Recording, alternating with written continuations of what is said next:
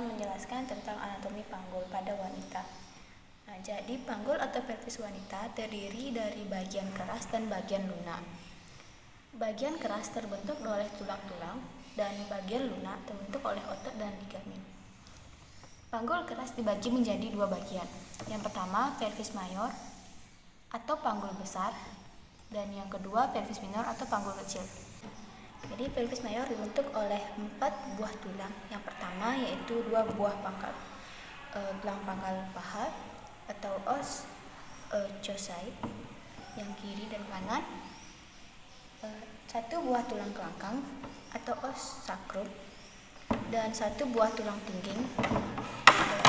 Ini yang paling ujung, yang bentuknya kecil dan tidak terlihat, atau bisa disebut sebagai tulang duduk atau os coccygeus. Nah, tulang pangkal paha kiri dan kanan dibagi lagi menjadi 3 buah tulang yang berhubungan sama lain yang dibatasi oleh acetabulum. Ketiga acetabulum itu adalah acetabulum ke atas atau os ilium atau tulang usus. Yang kedua acetabulum ke bawah atau disebut os ischium atau tulang duduk. Dan yang ketiga acetabulum ke depan atau os pubis yang sering disebut tulang kemaluan. Pada bagian tulang usus atau os ilium terdapat penebalan tulang yang disebut crista iliaca. Pada ujung depan dan belakang crista iliaca terdapat tonjolan tulang yang disebut spina. Pada tonjolan ujung depan atas disebut spina iliaca inferior superior. Tonjolan pada ujung depan bawah spina iliaca anterior interior. Dan kemudian tonjolan pada ujung belakang atas disebut spina iliaca posterior superior. Kemudian pada tonjolan pada ujung belakang bawah disebut spina iliaca interior. Selanjutnya os ischium atau tulang duduk. Pada bagian belakang os ischium terdapat tonjolan pada tulang yang disebut spina ischiadica atau yang memisahkan insula ischiadica mayor dan minor. Pada bagian bawah os ischium terdapat bagian tebal yang disebut tuber ischiadicum. Selanjutnya kita bahas ke os pubis atau tulang kemaluan. Pada tulang kemaluan di antara tulang duduk dan tulang kemaluan terdapat batas yang disebut foramen atau octaratum. Tangkai tulang kemaluan yang berhubungan dengan tulang usus disebut ramus superior. Nah, kemudian sedangkan pada tangkai tulang kemaluan yang berhubungan dengan tulang duduk disebut ramus interior osis pubis. Selanjutnya saya akan membahas tentang tulang kelangkang atau os sacrum. Di bagian tulang kelangkang atau os sacrum terletak di antara kedua tulang pangkal paha.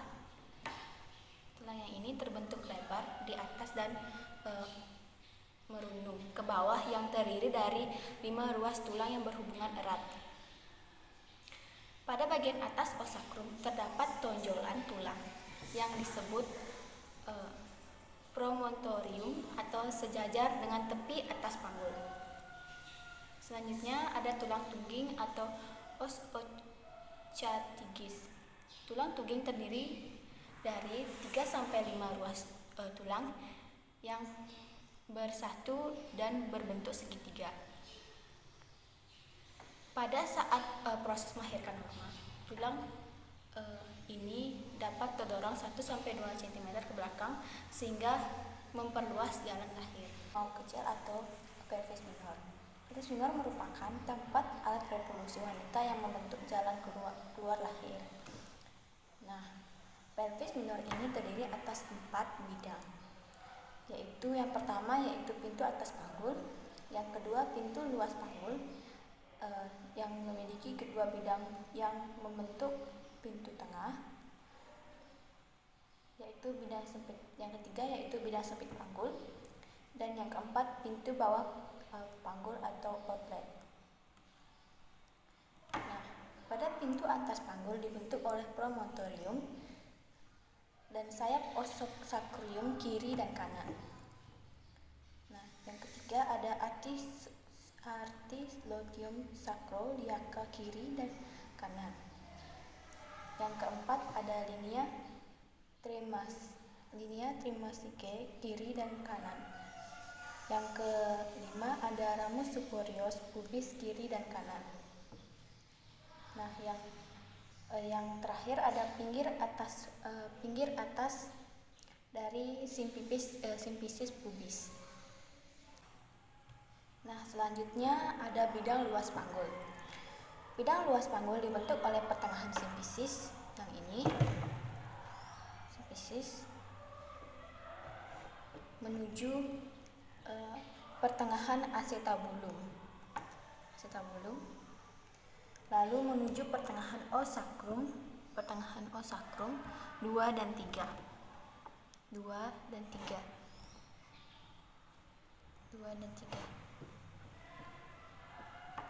Kemudian ada bidang sempit panggul. Bidang sempit panggul dibentuk oleh tepi bawah simfisis menuju kedua pintu ischiadica dan memotong os sacrum sehingga 1-2 cm di atas os sacrum. Yang terakhir yaitu pintu bawah panggul atau outlet. Nah, jadi pintu bawah panggul ini bukanlah sebuah bidang, tetapi terdiri dari dua segitiga ini dengan dasar yang sama atau tuber osis ischiadicum. Segitiga tersebut terdiri dari segitiga depan dan segitiga belakang. Segitiga depan yang ini dan segitiga belakangnya yang ini. Di segitiga depan membentuk arcus pubis, sedangkan di segitiga belakang dibatasi oleh ligamentum sacrobacterosum kiri dan kanan.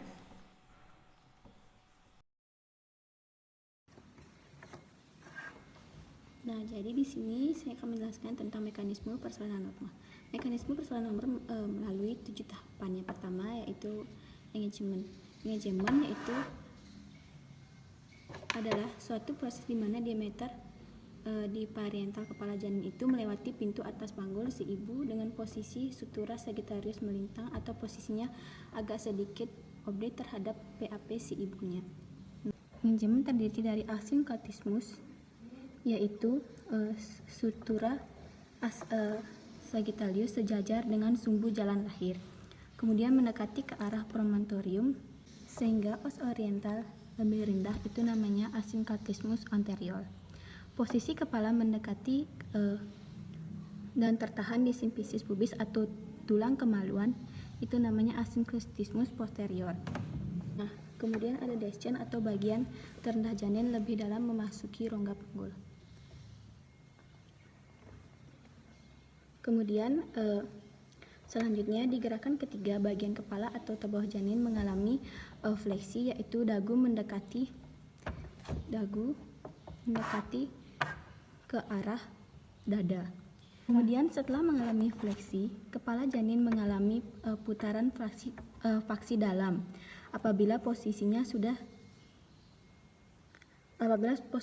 setinggi ischiadica atau sudah berada di dalam pintu tengah panggul yang sempit, dan mengalami putaran rotasi dalam. Kemudian setelah itu menuju ke lengkungan simfisis. Selanjutnya kepala janin melakukan gerakan exflexion, yaitu kepala janin mengalami defleksi, di mana kepala janin menjauhi dada. Setelah mengalami defleksi, kepala janin melakukan putaran faksi luar. Selain mengalami putaran pada bagian di dalam, yaitu bahu dan seluruh tubuh janin yang juga mengalami putaran. Jadi yang terlihat hanya bagian terluarnya saja yang mengalami putaran. Tetapi padahal sebenarnya semua bagian dalamnya juga ikut berotasi mengalami putaran paksi luar. Nah, kemudian setelah itu barulah gerakan janin itu mengalami evolusi, yaitu lahirnya seluruh tubuh mulai dari bahu sampai seluruh bagian janin keluar.